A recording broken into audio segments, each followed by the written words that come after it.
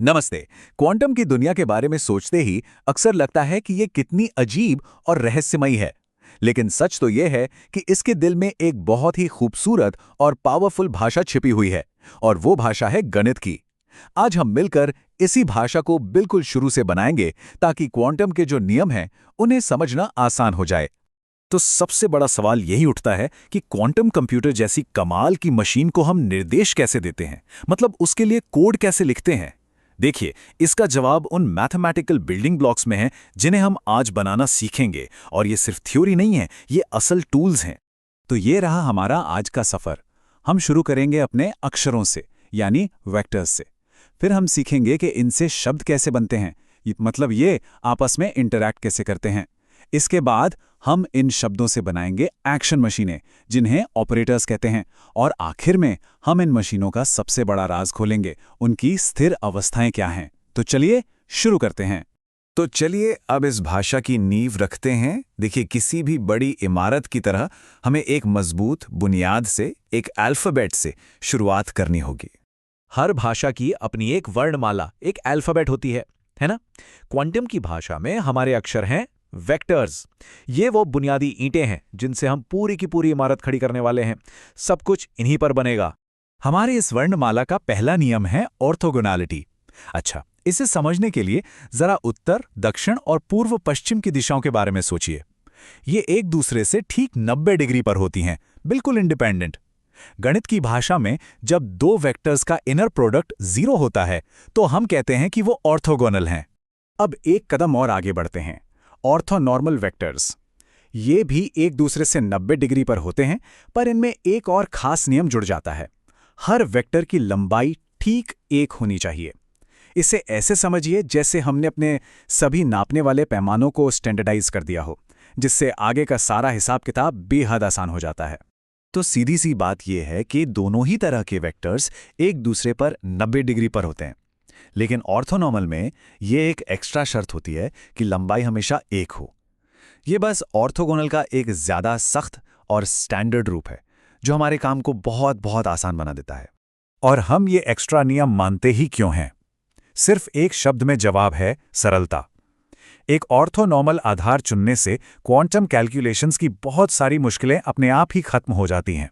ये आगे की मेहनत बचाने जैसा है, एक स्मार्ट चॉइस। ठीक है, तो हमारी वर्णमाला तैयार है। अब टाइम है इन अक्षरों को जोड़कर शब्द बनाना सीखने का। चलिए देखते हैं कि ये वेक्टर्स आपस में बातचीत कैसे करते हैं। बातचीत का पहला तरीका है इनर प्रोडक्ट। इसे आप दो वेक्टर्स के बीच एक सिमिलैरिटी स्कोर की तरह समझ सकते हैं।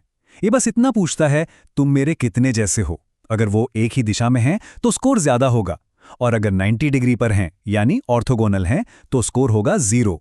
अब आता है आउटर प्रोडक्ट, और सच कहूं तो यहां से चीजें बहुत दिलचस्प हो जाती हैं। ये सिर्फ एक स्कोर नहीं देता, ये एक पूरी ट्रांसफॉर्मेशन रेसिपी बनाता है। ये एक तरह का निर्देश है जो कहता है किसी भी वेक्टर को लो और उसे एक नई दिशा में बदल दो। ये एक 3 स्टेप की असेंबली लाइन की तरह काम करता है। पहला, ये एक इनपुट वेक्टर लेता है। दूसरा, ये इनर प्रोडक्ट का इस्तेमाल करके उसका एक सिमिलैरिटी स्कोर निकालता है। और आखिर में ये उस स्कोर का इस्तेमाल करके एक बिल्कुल नया वेक्टर बना देता है जो एक खास दिशा में होता है। तो अब जब हमारे पास ये सिंपल टूल्स हैं, तो हम असली चीज बना सकते हैं, पावरफुल मशीनें। क्वांटम की भाषा में इन एक्शन मशीनों को ऑपरेटर्स कहा जाता है। यही वो चीजें हैं जो असल में क्वांटम सिस्टम में काम करती हैं। और यहीं इस भाषा का असली जादू छिपा है। हर मुश्किल से मुश्किल क्वांटम ऑपरेशन, चाहे वो कितना ही कॉम्प्लेक्स क्यों ना हो, उसे इन सिंपल आउटर प्रोडक्ट्स को जोड़कर बनाया जा सकता है। बिल्कुल वैसे ही जैसे लेगो के टुकड़ों से कुछ भी बन सकता है। ये इक्वेशन हमें यही दिखाती है कि हर बदलाव इन्हीं बेसिक बिल्डिंग ब्लॉक्स का एक कॉम्बिनेशन है। चलिए इसे एक्शन में देखते हैं। मान लीजिए हम एक ऐसी मशीन बनाना चाहते हैं जिसका बस एक ही काम हो, दो वेक्टर्स v1 और v2 की अदला बदली करना। और ये रहा इसका सॉल्यूशन, हमारी स्वैप मशीन का ब्लूप्रिंट। ये फॉर्मूला दो काम एक साथ करता है। इसका पहला हिस्सा v1 को पकड़कर उसे v2 की दिशा में भेजता है, और दूसरा हिस्सा v2 को पकड़कर उसे v1 की दिशा में। जब हम इन दोनों निर्देशों को जोड़ देते हैं तो हमें एक परफेक्ट स्वैप, एक परफेक्ट अदला बदली मिलती है। अब जरा इस स्पेशल ऑपरेटर को देखिए। जब हम एक बेसिस के सभी वेक्टर्स का खुद के साथ आउटर प्रोडक्ट लेकर उन्हें जोड़ देते हैं तो हमें मिलता है आइडेंटिटी ऑपरेटर। ये एक ऐसी मशीन है जो कुछ भी नहीं करती। ये हर वेक्टर को जैसा है वैसा ही छोड़ देती है। सुनने में ये शायद यूजलेस लगे, पर यह गणित में वन की तरह ही एक बहुत जरूरी फंडामेंटल नियम है। तो हमने अक्षर सीखे, शब्द बनाए और उनसे मशीनें भी बना लीं। अब हम इस भाषा के सबसे गहरे राज को खोलने जा रहे हैं, उन खास अवस्थाओं को खोजना जो इन मशीनों के एक्शन से भी नहीं बदलती। जरा इस पर गौर कीजिए। एक ऑपरेटर यानी मैट्रिक्स एक वेक्टर पर काम करता है और नतीजा क्या निकलता है? हमें वही वेक्टर वापस मिल जाता है, बस थोड़ा सा लंबा होकर। ध्यान दीजिए, ऑपरेटर ने इसकी दिशा बिल्कुल नहीं बदली। तो देखा कुछ खास? ऑपरेटर ने वेक्टर को घुमाया नहीं, उसकी दिशा को तो छुआ तक नहीं। उसने बस उसे थोड़ा खींच दिया या सिकोड़ दिया। ये जो व्यवहार है ना, ये बहुत बहुत स्पेशल है और यही हमें क्वांटम सिस्टम के दिल तक ले जाता है। इन्हीं स्पेशल वेक्टर्स को आइगन वेक्टर्स कहते हैं। ये एक ऑपरेटर की नेचुरल स्टेबल अवस्थाएं हैं। जब कोई ऑपरेटर इन पर काम करता है तो ये अपनी दिशा नहीं बदलते, बस एक नंबर से गुणा हो जाते हैं और उस नंबर को कहते हैं आइगन वैल्यू, जो अक्सर एनर्जी जैसी किसी मापने लायक चीज से जुड़ा होता है।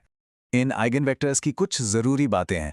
ऑपरेटर एक स्क्वायर मैट्रिक्स होना चाहिए। आइगन वैल्यू एक खास इक्वेशन को सॉल्व करके मिलते हैं जो उस सिस्टम की अलाउड एनर्जीज की तरह होते हैं। और सबसे जरूरी बात, अलग अलग आइगन वैल्यू वाले आइगन वेक्टर्स हमेशा एक दूसरे से इंडिपेंडेंट होते हैं, ठीक हमारी ऑर्थोगोनल दिशाओं की तरह। तो हमने वेक्टर्स की वर्णमाला से शुरू किया और आइगन वेक्टर्स के गहरे मतलब तक पहुंचे। हमने मिलकर एक पूरी भाषा बना ली है। पर सवाल यह है कि आखिर ये सब क्वांटम कंप्यूटिंग के इतना जरूरी क्यों है? चलिए एक बार जल्दी से देखते हैं कि हमने अपनी टूल किट में क्या क्या बनाया।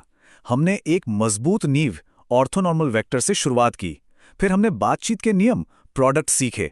हमने उन नियमों का इस्तेमाल करके मशीनें ऑपरेटर्स बनाई और आखिर में हमने उन मशीनों की नेचुरल स्टेबल अवस्थाओं आइगन वेक्टर्स को खोजा। यही वो अवस्थाएं हैं जिन्हें हम नापते हैं। यही वो 0 और 1 हैं जिनकी कैलकुलेशन एक क्वांटम कंप्यूटर करता है।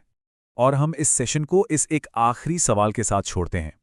अगर आइगन वेक्टर्स क्वांटम दुनिया की वो स्टेबल अलाउड अवस्थाएं हैं, तो क्या होता है जब कोई सिस्टम एक ही समय में कई अवस्थाओं के मिक्सचर में मौजूद हो?